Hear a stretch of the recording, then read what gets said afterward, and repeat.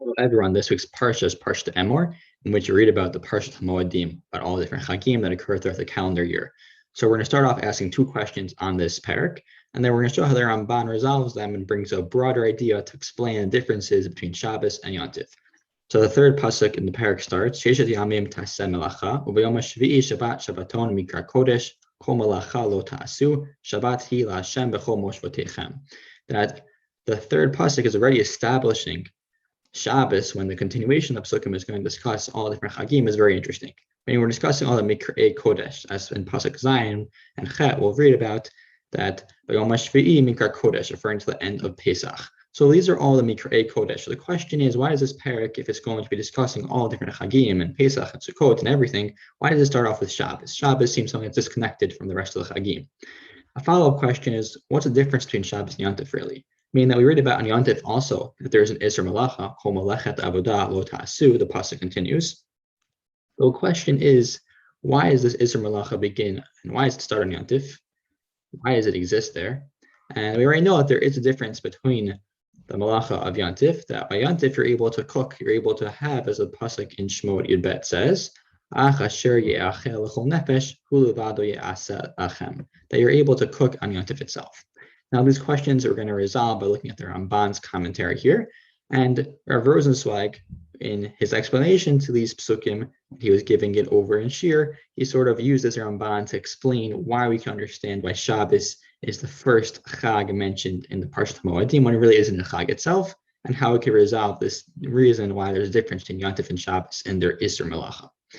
So, to begin, we're just going to notice that by Shabbos, there are two aspects that are occurring.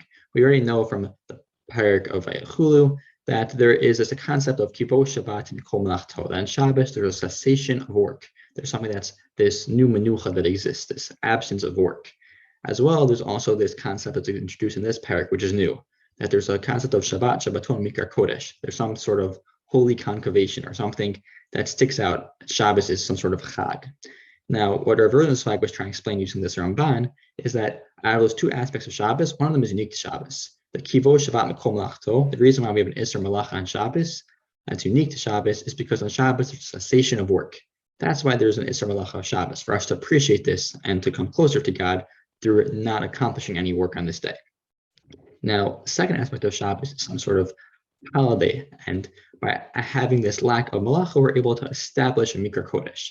Rav Rosenzweig said that this is what's transformed and transferred over to Yontif from Shabbos. The reason why Shabbos is the first Chag mentioned in this parak is because this Isser Malacha comes from Shabbos, and we compare it to Yontif. We transfer it over. And what aspect are we transferring over? Not the reason Kivo Shabbat Mikol Melachto. On the seventh day, we remember that God, there was an absence of work. That was unique to Shabbos. But what does transfer over from Shabbos to Yontif is the second aspect of Mikra Kodesh, establishing a holy day. And that is what we're going to see in the Ramban over here. The Ramban mentions of a parish Melech Avoda, Kol Malacha She'ina L'Tzorech Ochel Nefesh. This is going to answer the second question as well. That on Yontif, we have this ability to do Malacha that involves cooking. And the reason is that on Yontif, the prime purpose of each Chag is to establish a theme. In order to establish this theme of the Chag itself, whether it be Pesach and Chirut and acknowledging freedom and Yetziat Mitzrayim, it can only be done if we're able to focus on the day itself and establish it as Mikra Kodesh.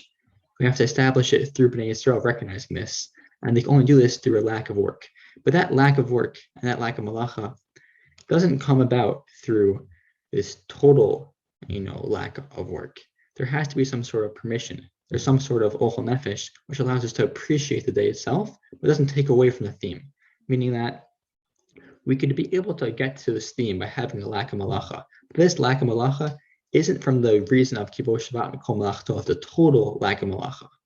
It's from the aspect of Mikra Kodesh. We just need to have something that's allowing us to establish the theme of the day itself. And Yontif, there's something that's different than Shabbos.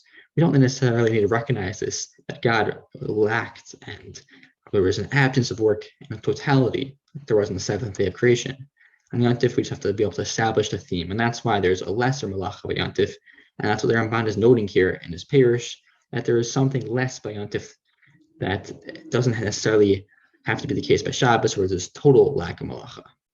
And with that appreciation, we could sort of understand what it is we have to do by each Chag itself And by Shabbos, we realize that it's complete absence of malacha to appreciate the day and the significance of the lack of malacha. On Yom Tov, we just have to be able to acknowledge the theme of the day, and that can be accomplished with this permission of Ochel Nefesh, because the Isra Malacha is intrinsic to the day. It's something that's transferred over from Shabbos, but not from the Kivot Shabbat and Kol Malacha, rather from Mikra Kodesh.